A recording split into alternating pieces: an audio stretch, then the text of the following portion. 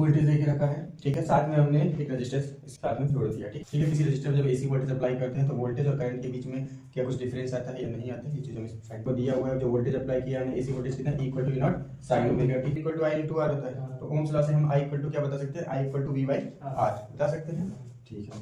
I equal to V यहाँ पे हमको क्या दिया हुआ है, E है, ठीक है। E हमारा जो इसका है ना वोल्टेज का E0 sin omega t equal to हो जाएगा E0 sin ओमेगा t हो जाएगा divided by R। I equal to E0 by R sin omega t। अब E0 बाई R क्या है, ये हमने पहले भी देखा था, क्या है ये E0 बाई R I0 की वैल्यू। E0 जो है वो क्या है, वोल्टेज की मैक्सिमम पीक वैल्यू है ना, मैक्सिमम वैल्यू है वोल्टेज की किसी इंस्टेंट टाइम पे। तो हमारे करंट वैल्यू क्या हो जाएगी, E0 बाई R को भी हम क्या बोलते हैं I0। तो I इक्वल टू क्या हो जाएगा I0 sin ओमेगा t, ठीक है। तो करंट की वैल्यू इतनी आती है, यानी कितना वोल्टेज है इसमें, इसमें वोल्टेज है equal to E0 sin omega t। जो करंट फ्लो हो रहा होगा वो कितना होगा इसमें I किसी स्टैंड टाइम पे, मान लो करंट की वैल्यू क्या है I है, और I की वैल्यू कितनी होगी I equal to I0 sin omega t, ठीक है। तो अब यहाँ पे एक चीज देखो सिंपल सा, फेज डिफरेंस हमें फाइंड करना चाहिए। इसका फेज क्या, जो वोल्टेज का फेज दिया हुआ कितना दिया है ओमेगा t दिया हुआ है ना, और करंट का जो फेज दिया वो भी कितना है ओमेगा t है। दोनों के बीच का डिफरेंस फाइंड करें कितना आएगा, 0 आएगा। जब दोनों ही 0 से स्टार्ट होंगे, सिंपल सा ये करें, क्या कर सकते हैं, E and I are in same phase, ठीक है, सेम फेज। देखो E and I are in same phase, बीच में कोई भी फेज डिफरेंस नहीं है। तो फेज डिफरेंस इक्वल टू कितना है इनका, फेज डिफरेंस, इसको हम ऐसे डिनोट करते हैं फाई से, ठीक है। फाई इक्वल टू क्या है यहाँ पे 0, कितना है 0। अच्छा इसको फार्मूला वाइज भी इसका अगर फाइंड करना चाहोगे तो ऐसा कर सकते हो, फार्मूला बता देता हूँ इसका। फेज डिफरेंस हमेशा जब भी हमें फाइंड करना है तो सबसे पहले वोल्टेज के फेज से हम किसको माइनस करेंगे, करंट के फेज को। तो इसका फार्मूला लिख सकते हो, phase voltage, phase of voltage, ठीक है, माइनस फेज ऑफ करंट, ठीक है। फेज ऑफ वोल्टेज को अपन फाई ई बोल दें, ठीक है। फेज डिफरेंस क्या है हमारे यहाँ पे फाई, ठीक है, इसको बोल दे फाई ई, ठीक है। और फेज ऑफ करंट को बोल दें हम, मान लेते हैं क्या है फाई आई है, क्या है फाई आई, ठीक है। तो दोनों के बीच का फेज डिफरेंस कितना है भाई, इसका फेज जो है फाई ई जो है वो ओमेगा टी है, और फाई आई कितना है वो भी ओमेगा टी है, ठीक है। तो दोनों के बीच का phase difference phi equal to कितना हो जाएगा हमारे पास 0, ठीक है। यानी फेज डिफरेंस की जो वैल्यू आएगी वो क्या आएगी 0 आएगी। क्या बनाएंगे, वेव डायग्राम। हम ले लेते हैं y एक्सिस और दूसरा क्या है x एक्सिस ले लेते हैं। हमको इसकी पीक वैल्यू कितनी होगी, E0 होगी। और अभी करंट जो स्टार्ट होता है वो भी कहाँ से स्टार्ट होता है, 0 से स्टार्ट होता है। तो 0 से 0, ठीक है।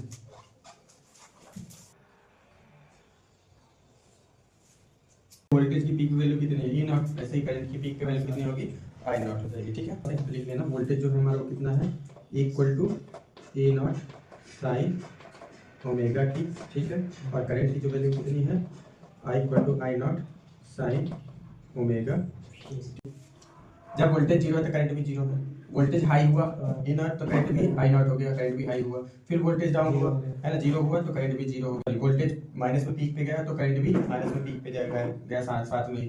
फिर 0 हुआ, फिर उसके बाद धीरे धीरे फिर ये अपने पीक वैल्यू मैक्सिमम वैल्यू पे पहुंचा तो करंट भी मैक्सिमम वैल्यू पे पहुंचा। जब हम रजिस्टर जोड़ते हैं किसी भी सर्किट में, किसी ऐसी सर्किट सप्लाई में जब रजिस्टर जोड़ा जाता है तो उसमें करंट और वोल्टेज दोनों के बीच में 0 फेज डिफरेंस आएगा, है ना। दोनों साथ में ही हाई होंगे, दोनों साथ में ही लो होंगे, है ना। बीच में कोई भी फेज डिफरेंस देखने को नहीं मिलता है, ठीक है। ये इसका वेव डायग्राम हो गया। इसका फेजर डायग्राम देखिए, जो यहाँ पे वोल्टेज है वो कितना में स्टार्ट होता है तो equal to E0 sin omega t, है ना। यानी ओमेगा t के फेज डिफरेंस से स्टार्ट होता है। ओमेगा t के इसका वेक्टर ड्रॉ करेंगे तो इस वेक्टर को ओमेगा t एंगल से ड्रॉ करेंगे, ठीक है। वेक्टर ड्रॉ किया, ठीक है, इसको किसे ओमेगा t का एंगल लेकर के ड्रॉ करेंगे। ये एंगल कितना होगा ओमेगा t होगा, ठीक है। यहाँ हमने इसको मान के रखा, दोनों ओमेगा और t दोनों वेरिएबल है, इनकी कुछ भी वैल्यू हो सकती है, 45 डिग्री 70 डिग्री कितना भी आएगा। जितने ओमेगा और t की दोनों की मिला के वैल्यू आएगी वो क्या हो जाएगा। इसका यहाँ पे करंट कैसे स्टार्ट होता है तो I equal to I0 sin omega t, है ना। तो करंट भी कितने से स्टार्ट हो रहा है ओमेगा t एंगल से स्टार्ट हो रहा है। दोनों के बीच में कोई फेज डिफरेंस नहीं है।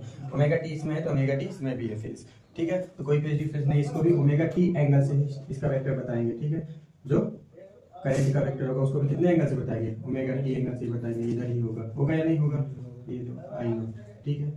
जो मैक्सिमम वैल्यू होगी क्या I0 होगी। तो y एक्सिस को ओमेगा t एंगल से स्टार्ट हुआ, ठीक है। अब हमने यहाँ पे दो पॉइंट लेते, ठीक है।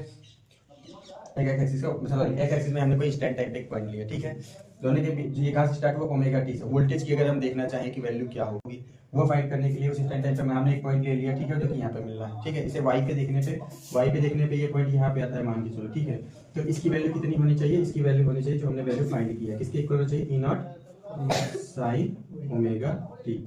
ये किसी स्टैंड टाइम पे वोल्टेज की वैल्यू है या नहीं है ना, किसी स्टैंड टाइप पे, जो कि हमने प्रैक्टिकली फाइंड की है। तो फेजर डायग्राम जब बनाएंगे तो इसमें भी हमारी वो वैल्यू यहाँ पे इस पॉइंट पे वैल्यू वाई डायरेक्शन कितनी आनी चाहिए, ई नॉट साइन ओमेगा टी ही आनी चाहिए, तो ठीक है हमारी वैल्यू, ठीक है। अगर यहाँ पे ये पॉइंट नहीं मिलता है ई नॉट साइन ओमेगा टी, अच्छा यहाँ पे तो ये लिखा है वेरिएबल्स के फॉर्म में, वहाँ पे ये वैल्यू कुछ ना कुछ होगी, 2 वोल्ट 5 वोल्ट 6 वोल्ट 8 वोल्ट, कुछ ना कुछ वैल्यू आएगी वाई डायरेक्शन में, क्योंकि वाई डायरेक्शन में सब वोल्टेज, और इधर क्या लेते हैं, टाइम लेते हैं एक्स डायरेक्शन की तरफ, इधर करंट लेते हैं और इधर टाइम लेते हैं एक्स डायरेक्शन में, लेते हैं या नहीं लेते। तो किसी स्टैंड टाइम पे, मतलब किसी टाइम के पॉइंट पे हमने फाइंड की थी वो ये ई नॉट साइन ओमेगा टी है ना, किसी स्टैंड टाइम पे इंस्टेंटेनियस वैल्यू है ये किसकी, वोल्टेज की, ठीक है, यानी किसी स्टैंड टाइम पे हमने फाइंड की।